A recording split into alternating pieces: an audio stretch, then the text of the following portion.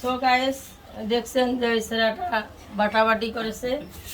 আমার দোকানে সব সময় থাকে, আগে আমার সাথে খাইতো। এনে একটু ঝগড়া লাগছে, আমি এই যে পাক করতেছি আলাদা, হ্যাঁ আলাদা রাগ করে আমারে দেখায় দেখা মাংস পাক করতেছে। আচ্ছা ঝগড়া করছি দেখে কয় আর তোর লগে খামো না, দেখ তোর চা আমি ভালো ভালো খাই। এই যে গোস্ত আনছে, একলা খাবো, ওই যে কটটুক গোস্ত নিয়ে আইছে, আঙ্গুরে দিব না বলে আজকে বিয়াগল হয়ে গেল আলাদা করে। বিয়া করছে আলাদা খাবো, খাই গিয়া কি করবো, একলা আসছি একলাই মরা লাগবো। আমি আলাদা খাই, আমার এই যে ছোটো পাতিল আমিও আলাদা বসাইছি, ওরা বড় পাতিলে দিছে।